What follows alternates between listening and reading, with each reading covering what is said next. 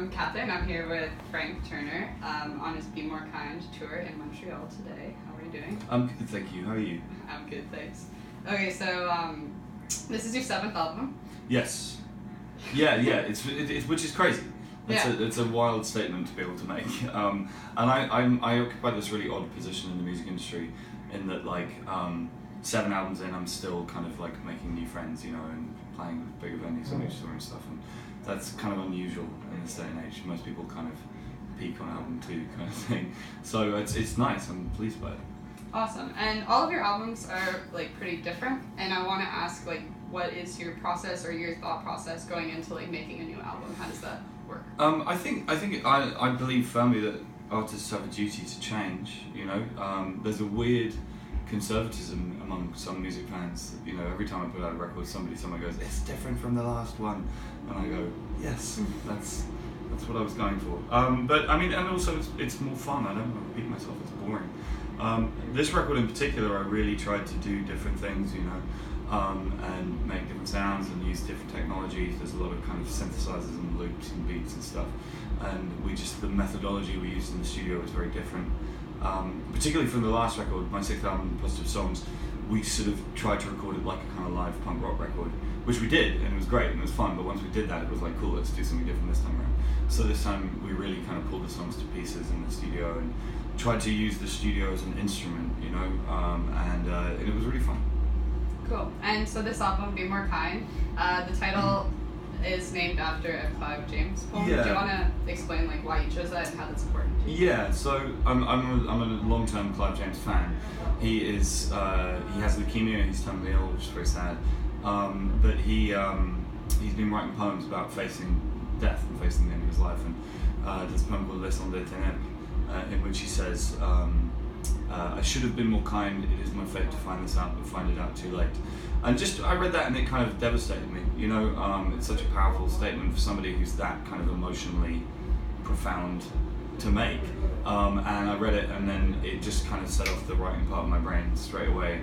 And a week later I had this song, Be More Kind. And then that was okay, cool, now I know where this album's going to go. You know what I mean? And with every record I do, there's always one song that comes first that kind of dictates where I'm going.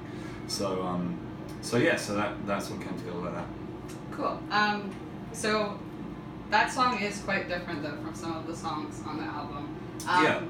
I want to ask, on your song 1933. Yeah. Got it?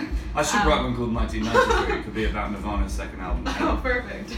Anyway, you say stop asking musicians what they think. Yeah. And a lot of people say you wrote a political album. I would say you almost wrote an anti-political album. Kind of, yeah. I mean, in a way, it was an odd thing to try and do, to write a kind of non-partisan political record. And it's not because I'm non-partisan myself.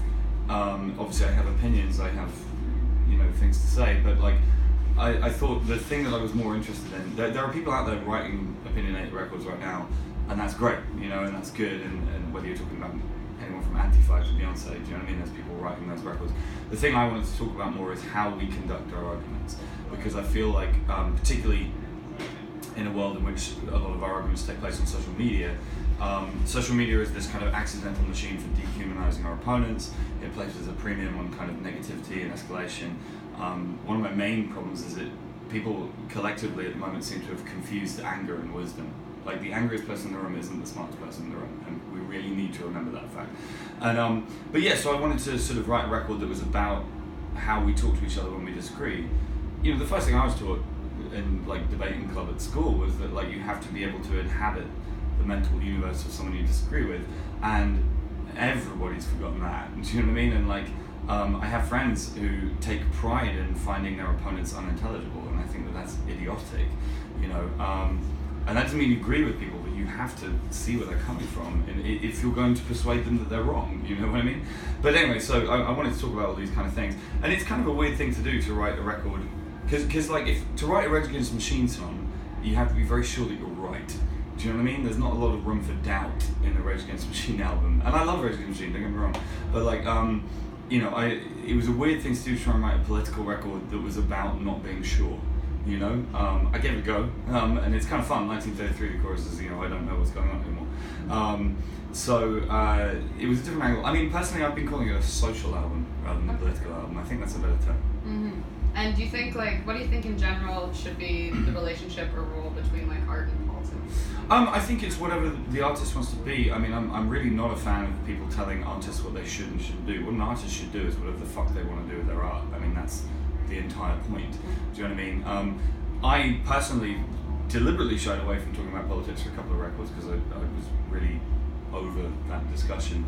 And so in some ways, kind of going back to writing about that kind of stuff this time around was quite a big move for me on a personal level, because I got burned pretty badly talking about politics in the past, which I will accept my fault for, and I had a much easier and calmer life not talking about politics, and now here we are talking about politics, so fuck me. But you know, it definitely I guess the reason it feels valid to me is because I felt like I had to say something about it. Do you know what I mean? It wasn't just idly picking a topic for the hell of it. It was like, this is a thing I need to say. And I think you took like a very cool middle ground to, like you said, a social album. And on your song "Make America Great Again," yeah, are you playing with that idea of like how these like populist or art or media movements can sort of be dangerous? Yeah, definitely. I mean, also it's just a case of, it's the classic thing of reclaiming and what it's sort of your enemy's phrase. Do you know what I mean? And it's funny actually. I was kind of in a hurry to get that song out because I was convinced somebody else has got to be doing this too. It seemed like such an obvious idea to me. No one else seems to have done it yet, and now I've done it. But like, you know, just in the, I mean, to pick a classic example, the word punk was an insult, you know, and then people kind of went, yeah, I'm a punk, fuck you, kind of thing, you know what I mean? And like, I mean, the problem I have with the nativist movement in America is just that they're historically illiterate. Do you know what I mean? You can be in favour of strict immigration controls, and you can be in favour of returning to how America used to be, but you can't do both at the same time, because America's a nation of immigrants. It just is, you know. And the song mentions Ellis Island because I think that if I had to, I love America. That's the thing. I think it's a wonderful place, and I think on both sides of the political divide, I don't have very much time for people talking about America being awful, because it's still, the fact that people from all over the world are trying to get to America should be seen as a compliment to their society, and it is, you know. But I mean, and it's on, like I say, both sides. You've got the nativists kind of going, America's terrible these days, it's just full of immigrants, and it's like, what are you talking about? But then on the other hand, like, I have plenty of leftist American friends who kind of say, America's a police state, and it's like, no, it isn't. Like, there are real police states in the world, and you don't live in one, and real people do, and it's kind of rude to sit there and sound off about how you think you live in a police state. Like, fuck off, man. Don't know what you're doing. So for your I talk a lot, I'm sorry. It's fine, we like it. So for your music video for Make America Great Again, yeah, you sort of went on this, like, that, following that positive energy thought. Yeah, I mean, the thing is, like, obviously I chose to make a provocative statement with that song, but I wanted it to be clear that it's an open song, it's supposed to be a kind of friendly song in its way. And I wanted to kind of highlight that with the video for it. And this idea just kind of evolved in conversation with some friends about kind of going on the streets. And the thing about it is, like, it is so outside of my personality to do that kind of thing. You know what I mean? So, like, I went and bought this stupid suit, and like did my hair back and wore like a Stars and Stripes bow tie and made this stupid little sign. And then I drunk quite a lot of whiskey, and went and stood on a street corner in Texas, of all places, and just like stopped random people. And it was really, like I say, it was a challenge for me to do that. And like quite a lot of people who I was trying to stop just took one look at me and were like, nope, not talking to you.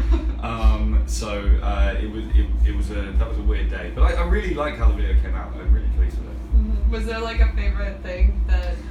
Yeah, I mean, I think like, it was kind of, I loved the way that we got a really diverse selection, not only of people but of statements as well. You know, some people were saying liberty, some people were saying immigrants, some people were saying sports teams, you know. I really like the dude who wrote Slipknot, that entertained me quite a lot, and then there was another guy who wrote Weed, who was very high. Okay. So yeah, there was just a cool selection of people involved. Cool. And do you have any influences for the album that you want to? Yeah, I mean, musically, like I say, I was trying to kind of go into a different place. I have quite a deep taste in electronic music, and I've never really tried to involve it in what I do before.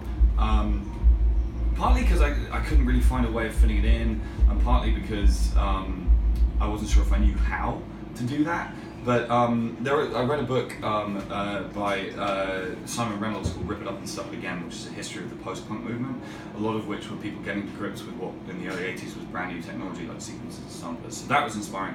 But mainly, honestly, the biggest influence on the record was Arkells. We toured with those guys a lot over the last couple of years, and famously, apparently, we're having the world's biggest bromance or whatever. But I mean, I love him. I saw Max yesterday. He's a lovely guy. But like, they're observing how they do what they do and the way that they construct their songs both on the record and live is really interesting to me, because on some levels we have loads in common as musicians, but they had this whole angle on what they did that was completely new to me and really exciting for me. Great. I'm really glad you said that because they're Canadian also. Yeah, so that's exciting. I have a really big Canadian section in my music taste, but growing up, like Propaganda were my favourite punk band, followed by the Weekend, who are still my favourite band of all time. But also, like, I don't know if you know, they're from Montreal, Godspeed You Black Emperor, Constellation Records, Cranky Records, Set Fire to Flame, One Speed Bike, Sam Molasses, all that kind of stuff, Herster. I was super into all that shit. I think I'm right in saying I own every release that ever came out on Cranky, actually. So yeah, no, record collector. But so I've always had it, and then Joel Plaskett as well, who I toured with, who's amazing. So Canada's a fruitful place for music. Awesome. Okay, thank you so much. Thank you very much. Cheers. It's been fun.